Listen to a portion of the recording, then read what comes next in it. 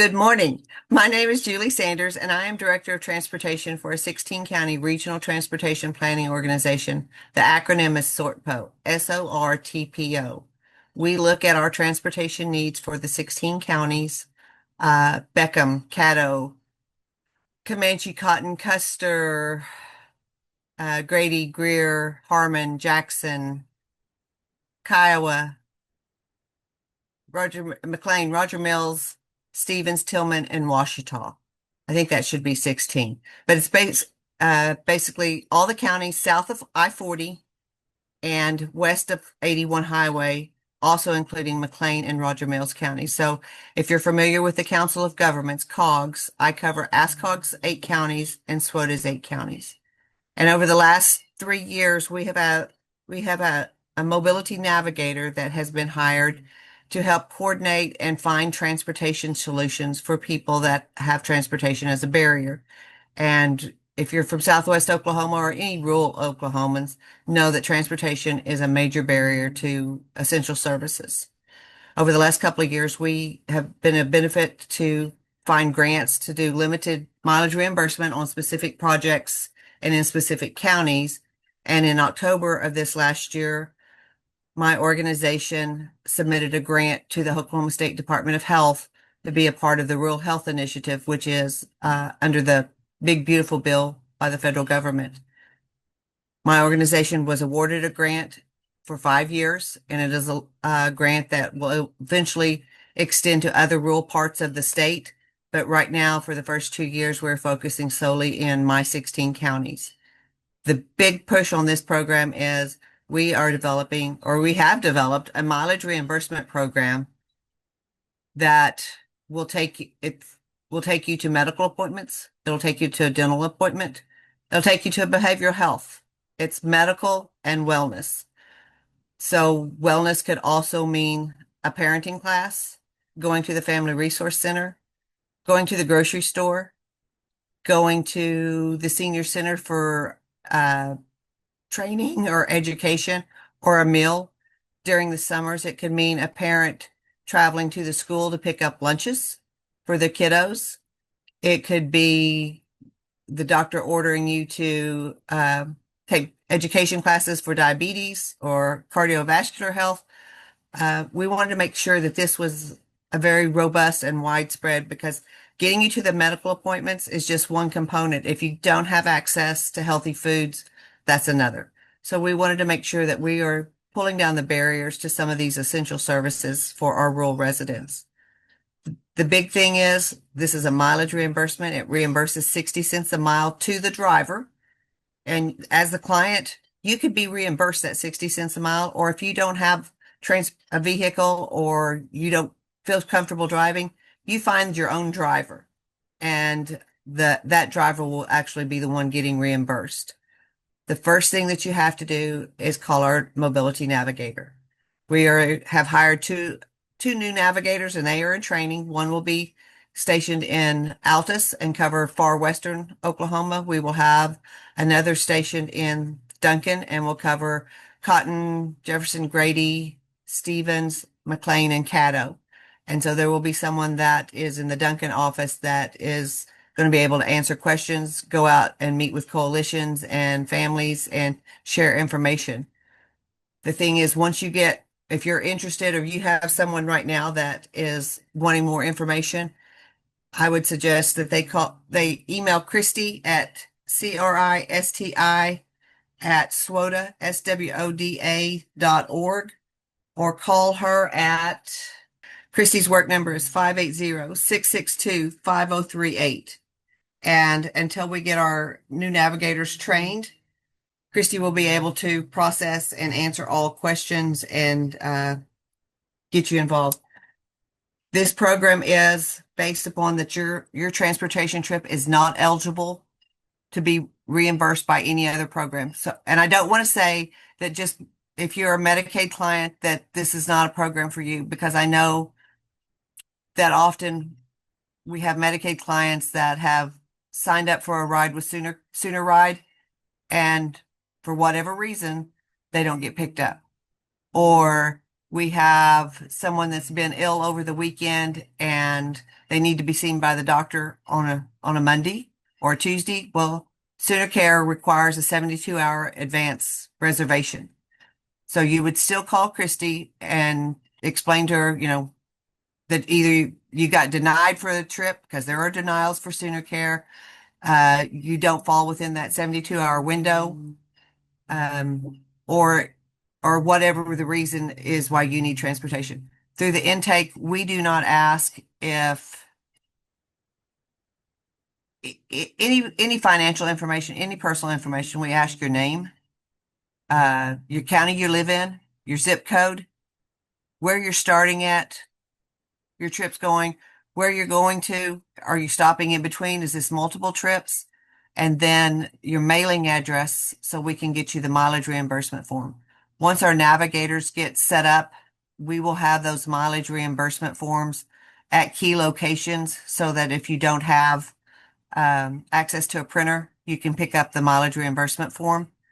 But you've got to go through that intake with Christy or one of the navigators first, and they will issue you a voucher number. If you do not have a voucher number, you will not get reimbursed.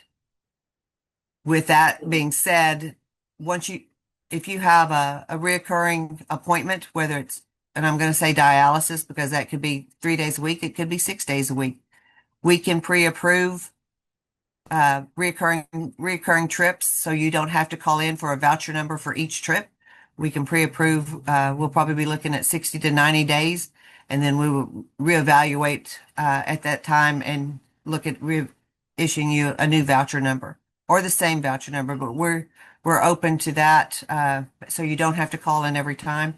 With grocery stores, this is not a trip to Family Dollar. This is not a trip to Dollar General or the convenience store. There's a definition of a grocery store in our guidelines, and that is it has to be fresh fruit, fresh vegetables, dairy, and fresh meat available. And it has to be in enough of assortment that you're not limited on your selection.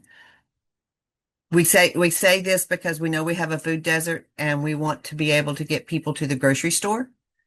We have in Hollis, they have a grocery store, but the food selection is very limited and you might go there just to get what you need in between. But if you're going to, buy a large bill of groceries, you'd be wanting to go to Altus or you'd want to be going to Elk City, the closest trip. With this transportation for those that live along the Red River, you're able to go into Texas. We're not saying that, if you live in Duvall, Oklahoma, that you have to travel to Lawton to the doctor or to the grocery store when Burke-Burnett is much closer, and so is Wichita Falls. So that those type of cases will be looked at and reviewed. We are following Oklahoma Healthcare's guidance on trips out of state for our bordering states. There is a limit on mileage. For grocery stores, I think it is 60 miles. Medical trips is under 100, it's up to 150 miles. And the key thing is that it can't be reimbursed by another group. With some of the opportunities, we have congregate meal sites. There are some programs through the AAA agencies that provide transportation to the nutrition centers, but if you're on Medicare, that does not pay you.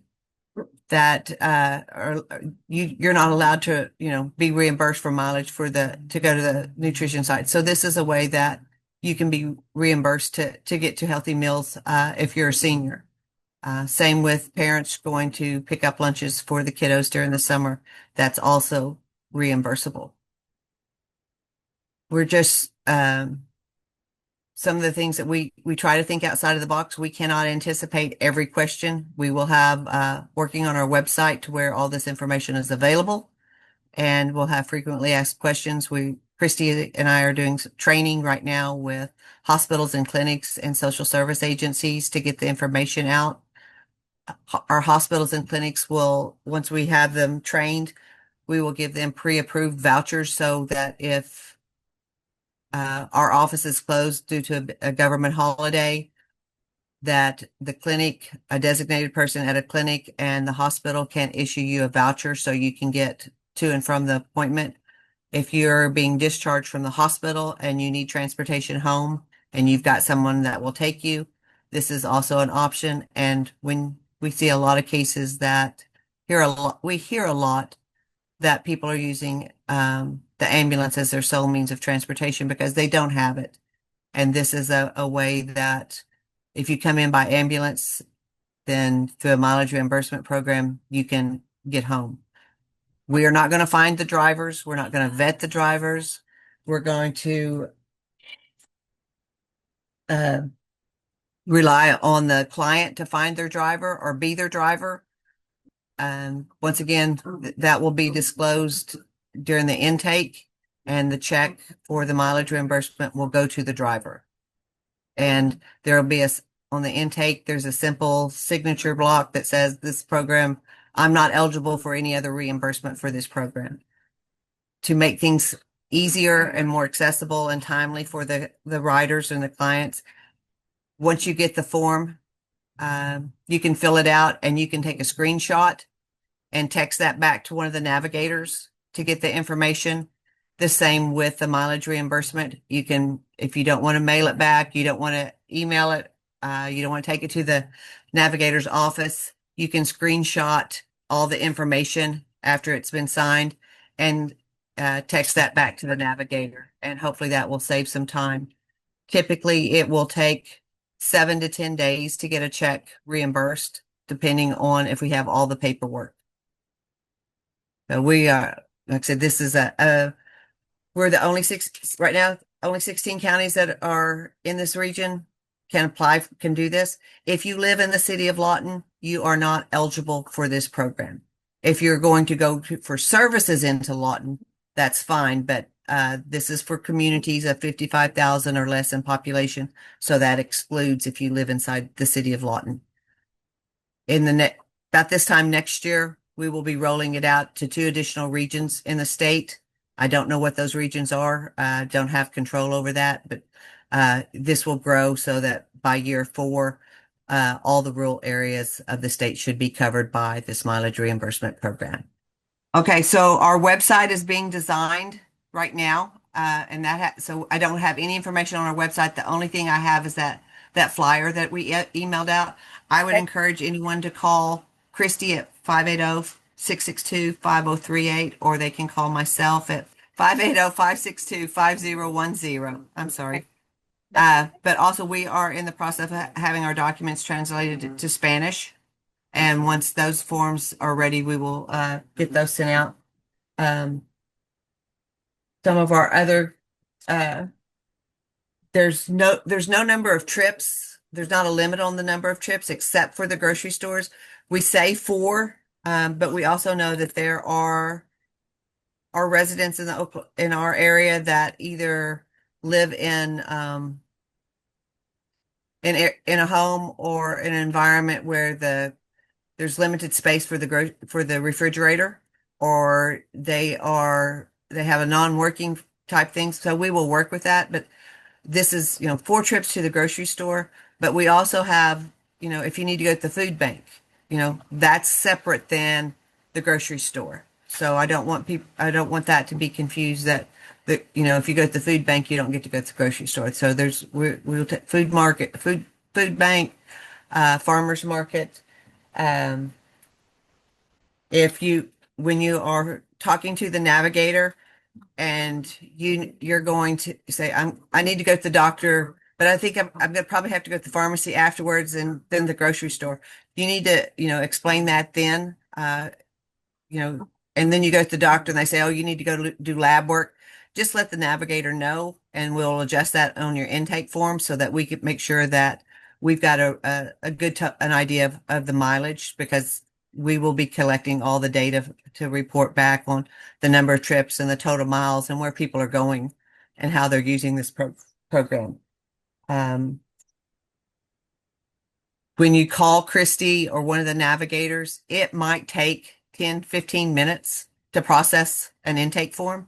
So it's not something that is going to take you a long time. The only thing I could say is if they're on the phone with someone else, But once we get this on the website, hopefully we can make things go a little smoother. But the key thing is you have to talk to a navigator first to get the voucher number.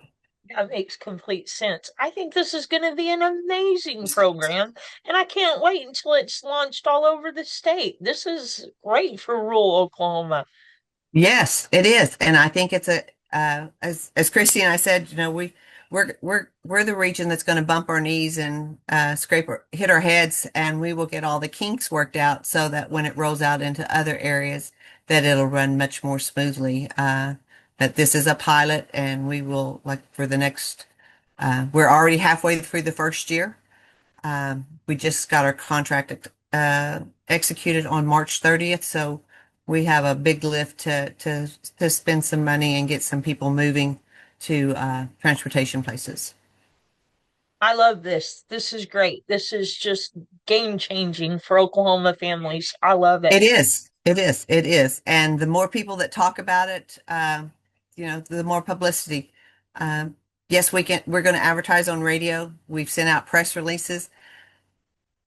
But that's not how we're going to get the word out. It's word of mouth. It's through the coalitions. It's through social service. It's through the medical, and it's word of mouth. And so with our navigators, like I said, they're going to be going out and talking to various groups and explaining this and sharing this information.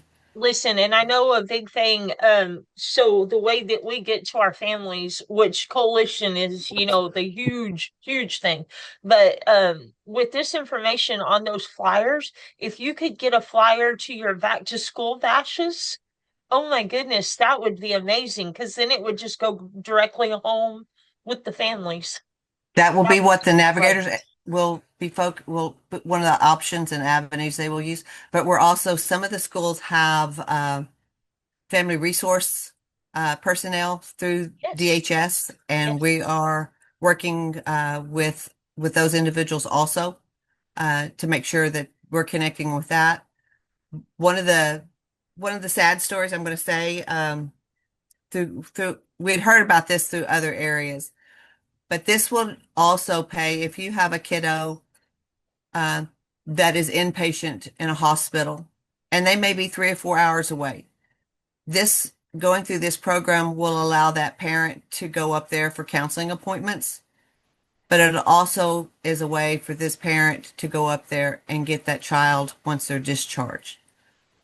What we have heard is that, and it's multiple cases, that a lot of times families don't have the resources to pick the child up, um, and DHS is threatened. They threaten to call DHS for abandonment because you can't get there. Well, I can't give you the driver, but if you have an opportunity to be able to pay somebody or to, you know that there's going to be, some money coming back in to help you with, you know, tiding you over because it is expensive to drive. The gas is getting higher, that this is an option for families. I did forget to say that we're going to have a $10 a minimum day trip. So if you're in if you're in Walters and you need to go to the doctor and you just go to the clinic, you're probably not going to fill out the paperwork for $2. So we're going to say minimum $10. So if your trip is less than 10, if the reimbursement's going to be less than $10, you'll automatically get $10 for a reimbursement. So that will help, cover some of the paperwork and get people moving.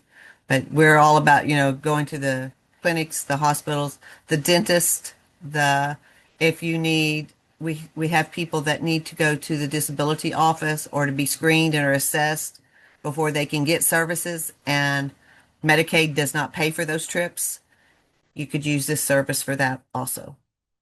But Yes. we're also um, not a, not shy about reaching out to our faith-based industries. Yes. Um, I spoke at the Minstrel Alliance in Marlow this week, and I'm speaking to the First United Methodist Ladies Group next week. So working with getting into our Spanish-speaking churches, Yep. um, and taking some brochures and getting those resources. I will say we do not collect information that's going to reveal um, any of your private information. We don't look for your date of birth. We're not asking for financial information, social security, how long you've lived here. We ask your age, your county, and your zip code. Now, on your mileage reimbursement form, whoever the driver is, we will have to have that address. But as far as personal information, we don't we don't collect it. And the information we do collect is not something that's going to be able to uh, identify someone outside of, you know, their name and the county. Right. Right. Okay. Well, I think this is great information. All But right. thank you for inviting me on. Thank you.